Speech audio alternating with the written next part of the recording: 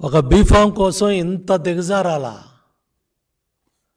ఒక ఎమ్మెల్యే ఉద్యోగం కోసం, ఒక ఎంపీ ఉద్యోగం కోసం ఇంత దిగజారాలా కేసినేని నాని?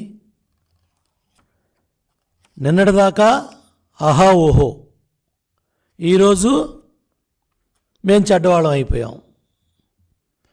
ఎంతమంది కార్యకర్తల నాయకులు రెక్కల కష్టంతో నువ్వు పార్లమెంటు సభ్యుడు అయ్యావు.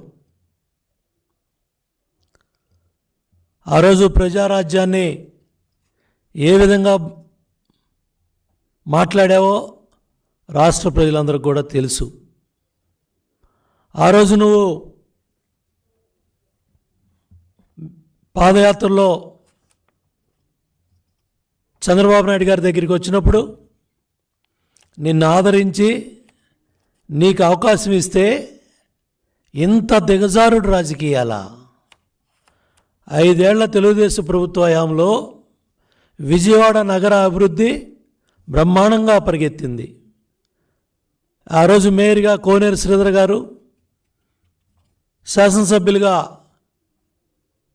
మాజీ పార్లమెంటు సభ్యులు గద్దే రామ్మోహన్ రావు గారు, సెంట్రల్ నియోజకవర్గం బోండా ఉమామహేశ్వరరావు గారు, అట్లాగే వన్ టౌన్లో జలీల్ ఖాన్ గారు, ఇట్లా కృష్ణా జిల్లాలో అందరం కూడా కలిసి విజయవాడ నగరాభివృద్ధి కావచ్చు, కృష్ణా జిల్లా అభివృద్ధి కావచ్చు, కొల్లు రవీంద్ర గారు మంత్రిగా, కొనకళ్ళ నారాయణ గారు పార్లమెంటు సభ్యుడిగా అందరం కూడా కలిసి పెద్ద ఎత్తున విజయవాడ నగరమే కాదు, కృష్ణా జిల్లా కాదు, అన్ని రంగాల్లో కూడా ముందుకెళ్తే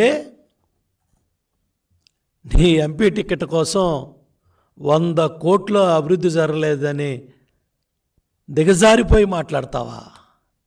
ఇంత దిగజారాలా అని నేను అడుగుతున్నా. జగన్మోహన్ రెడ్డి కళ్ళల్లో ఆనందం చూడటానికి ఇంత దిగజారాలా? ఇంత దౌర్భాగ్యం రాజకీయాలా? ఇంత తప్పుడు రాజకీయాలా?